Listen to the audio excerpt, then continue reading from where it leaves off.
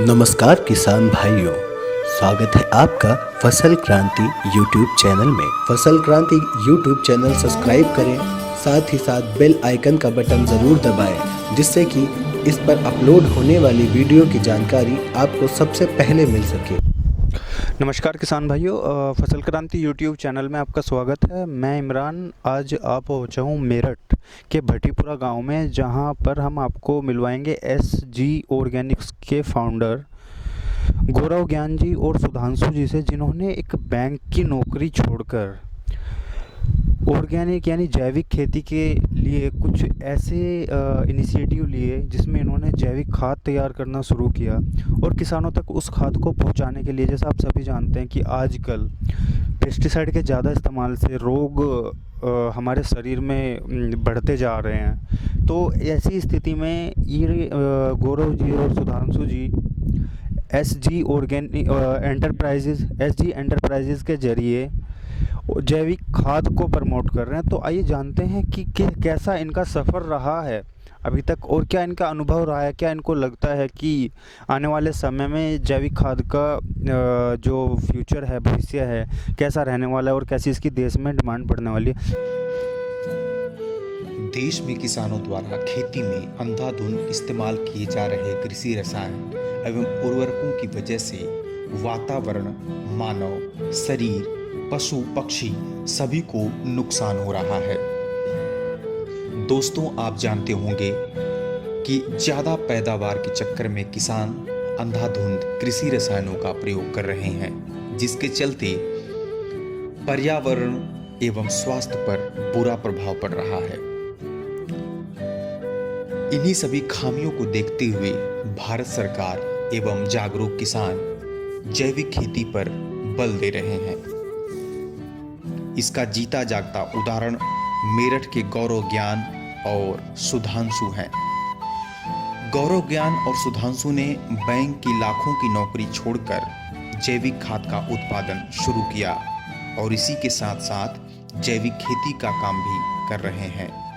ये दोनों vermi compost विधि द्वारा केचुओं से खाद तैयार करते हैं और किसानों को केचुओं द्वारा तैयार की गई जैविक खाद उपलब्ध कराते हैं।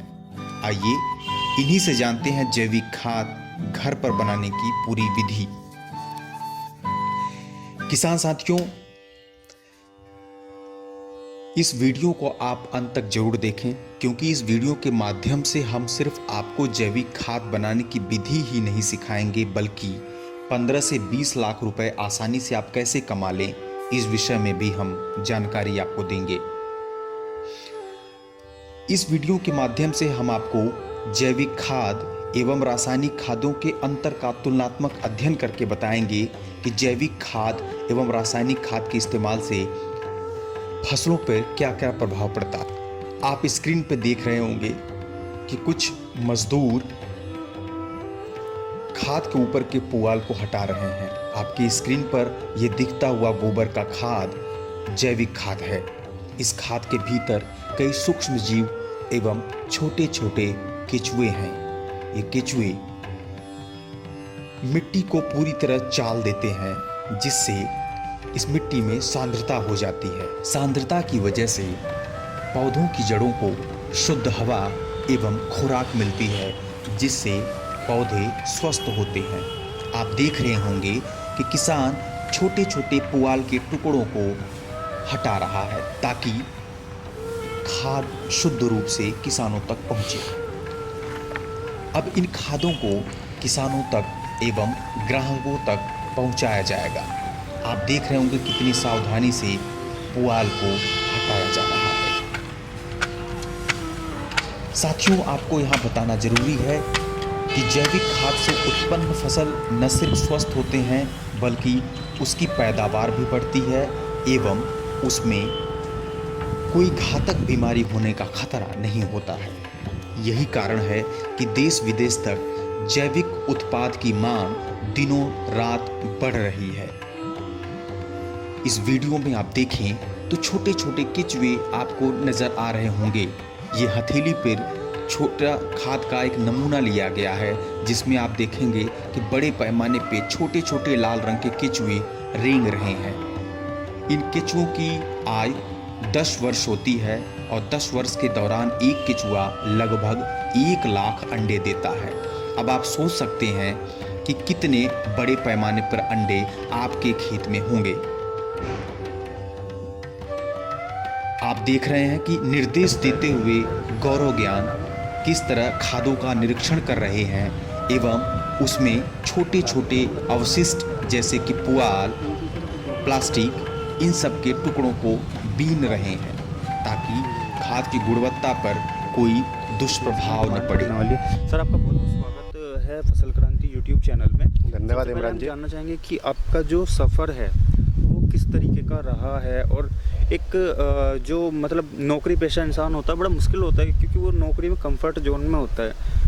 नौकरी छोड़ के खेती की तरफ आकर्षित होना और दूसरों को भी आकर्षित करना बड़ा मुश्किल होता है। तो आप बताइए कैसा आपका अनुभव रहा है। मेरा नाम गौरव है, गौरव ज्ञान, और मुझे करीब 20 साल का मेरा एक्सपीरियंस है जो प्रोफेशनल लाइफ का रहा है। मैं ब्रांच सेल्स मैनेजर रहा हूँ, क्लस्टर ब्रांच मैनेजर रहा हूँ ICICI बैंक में, रीजनल सेल्स मैनेजर रहा हूँ क्रीम बेल वाडीलाल आइसक्रीम में। तो उसके बाद हम करीब 20 साल के एक्सपीरियंस के बाद हम लोगों ने सोचा कि अब समाज के लिए कुछ करने का वक्त है।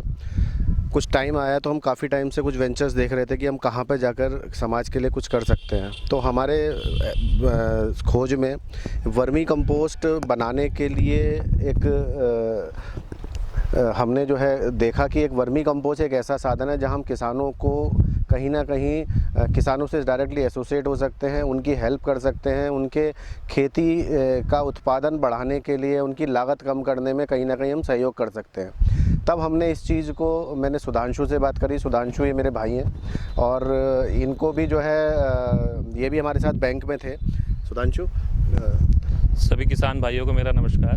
मेरा नाम सुधांशु शर्मा है और मेरी 95 ग्रेजुएट, उसके बाद MBA करने के बाद अलग अलग कंपनियों में नौकरी करने के बाद सन 2009 में कुछ इस तरह की परिस्थिति आ गई कि मुझे इस बारे में सोचना पड़ा कि हम कुछ जो कर रहे हैं, खा रहे हैं, पी रहे हैं, वो उस लेवल का नहीं है जो हमारी सेहत के लिए ठीक रहे। हमारा देश कृषि प्रधान देश है, उसके बावजूद भी हमारे किसान उस तरह की खेती नहीं कर पा रहे तो अपने घर पे कुछ पैसा बचा के ले जाएं। 2009 में मैं बैंक में नौकरी करता था और जगह जगह जाके मीटिंग होना, कस्टमर से मिलना, ये सारी चीज़ें करने के बाद मेरे को गले में एक बीमारी डायग्नोस हुई जिसको थायराइड कैंसर बोलते हैं। उस टाइम ना मैं आई एम टोटली वेजिटेरियन, पान, बीड़ी, सिगरेट। तो उस टाइम जब मैं हॉस्पिटल में रहा तो मैंने सोचा कि क्या कारण हो सकता है कि मुझे इस तरह की बीमारी लगी। तो जो मेरा 1-1.5 महीने का टाइम पीरियड था हॉस्पिटल का, तो उसमें मैंने जो पाया कि हम जो खाना खा रहे हैं उसी के ज़रिए एक बीमारी लगी है। तो उसी टाइम मैं और गौरव मेरे साथ बैंक में ही थे, तो हम दोनों ने रियलाइज़ करा कि हम ना प्योर वेजिटेरियन हैं, ना खाते हैं, ना कुछ के हैं, उसके बाद भी अगर इस तरह की बीमारी हुई है तो हमें कुछ ना कुछ ऐसा सोशल लाइफ में करना पड़ेगा जो आने वाली पीढ़ियों को हम कम से कम एक सुख और समृद्धि वाला उनको जीवन दे सकें, ताकि जो हम आज के टाइम में किसान भाइयों को अपना प्रोडक्शन बढ़ाने के लिए कुछ ना कुछ केमिकल फर्टिलाइज़र का यूज़ करना पड़ रहा है, ताकि वो कम से कम यूज़ करें।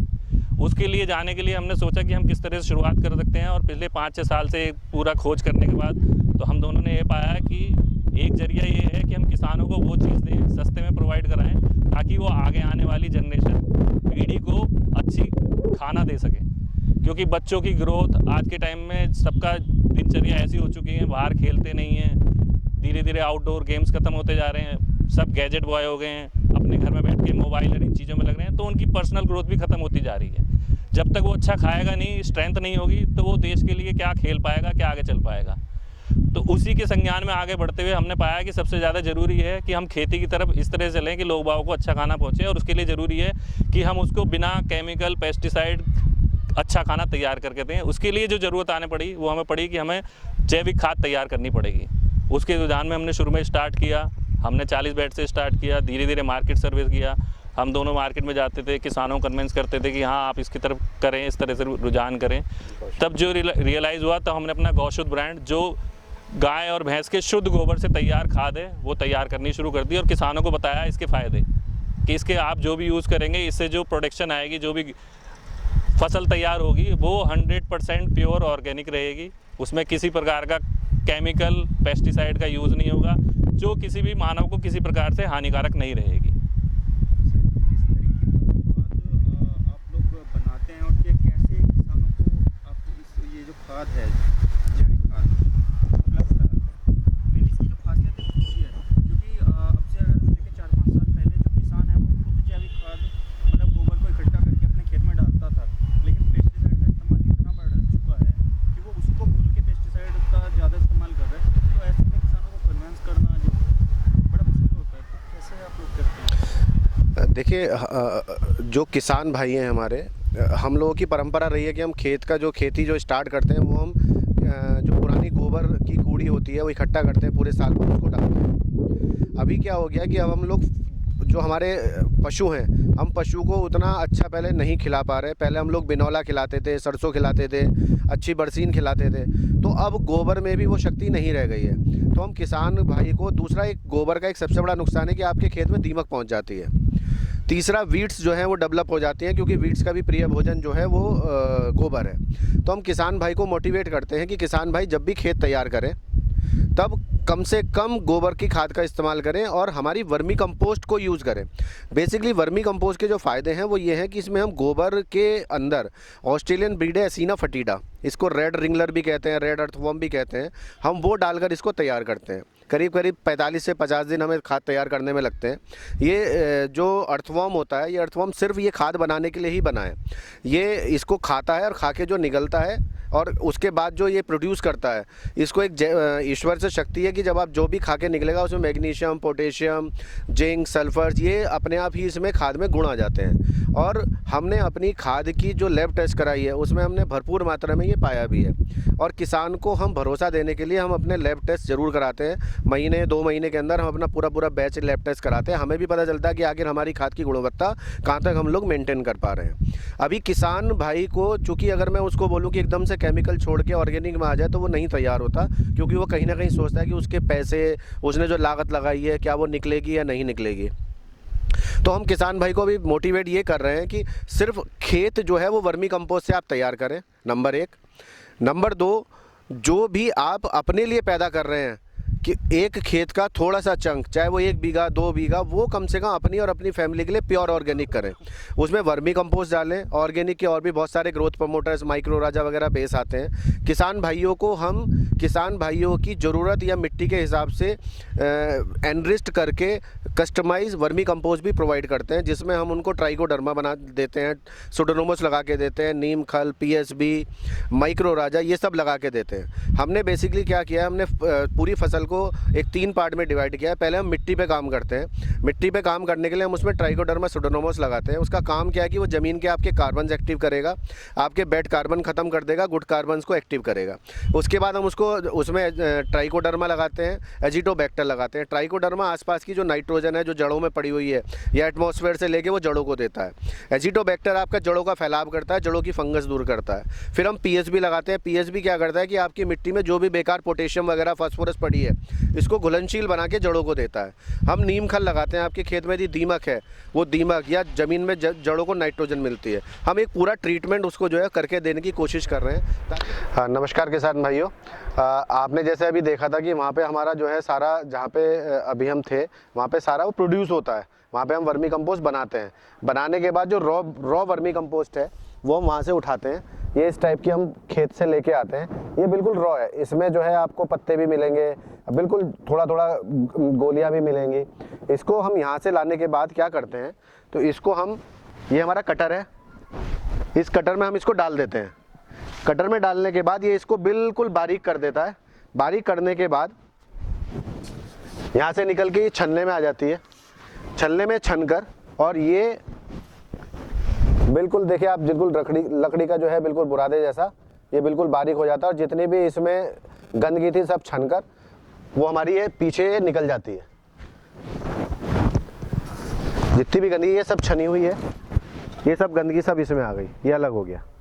इसका क्या यूज़ है? ये हम जो किसान भाई हैं जो ये कहते हैं कि हम वर्मी कंपोस्ट के दाम नहीं दे सकते, उनको भी हम दे देते हैं। दूसरा, हमारे यहाँ जो पीछे आपको जो दिखाई थी हमने, वो भी सब इसी की पैदावार है, क्योंकि ये एक्चुअल बिल्कुल ठीक है, बट ये जो अच्छा दिखता है वही बिकता है। तो उसके कॉन्सेप्ट में तो ये किसानों को हम दे देते हैं, उठवा देते हैं फ्री में, ले जाओ अपने यहाँ लगाओ, देखो, ठीक है। इसका कोई कीमत ट्रायल कोई कीमत नहीं है, ट्रायल है। ये बिल्कुल तैयार खाद है हमारी, जो बाज़ार में बिकने के लिए जाती है। ये बिल्कुल तैयार खाद है।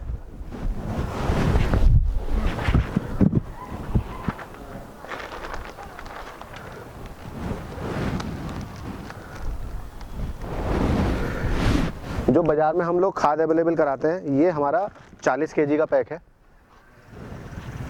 गौशुद्ध के ब्रांड के नाम से। किसान को ट्रस्ट देने के लिए हमने इसमें पूरी लैब रिपोर्ट जो है वो प्रिंट कराई हुई है, ताकि किसान को पता चले कि इसके अंदर क्या है। दूसरा, वर्मी कंपोस्ट के अंदर मॉइस्चर होता है। अभी तक क्या था कि हिंदुस्तान में कोई भी उस पर ध्यान नहीं दे रहा था। हमने इस पैक में क्या किया है, मॉइस्चर को मेंटेन करने के लिए अंदर इसमें हमने ये पॉलीथीन लगवाई है। हम पहले क्या करते हैं, इस पॉलीथीन को पैक करते हैं। पॉलीथीन को पैक करने के बाद फिर ये हम कट्टा पैक करते हैं, ताकि इसकी गुणवत्ता इसके अंदर बनी रहे। किसान भाई यदि इसको 1 साल भी रखेगा, इसकी पूरा न्यूट्रिशंस, पूरे मॉइस्चर इसके अंदर बरकरार रहेंगे। तो ये हमारी 40 kg की पैक है। इसके बाद बाज़ार के लिए हम लोगों ने ये 10 किलो का पैक रखा है। ये नर्सरीज़ वगैरह जो होती हैं घर की सप्लाई के लिए, उसके लिए है। ये हमारा 5 किलो का पैक है। कोई छोटे पैक में अगर ले जाना चाहता है या सैंपल देखना चाहता है तो उसको हम ये देते हैं। ये भी नर्सरीज़ वगैरह में, हाउस होल्ड जिसमें गमले वगैरह है, वहाँ पर ये हमारी जाती है। तो इस टाइप से हमारे ये 3 पैक साइज़ अवेलेबल है।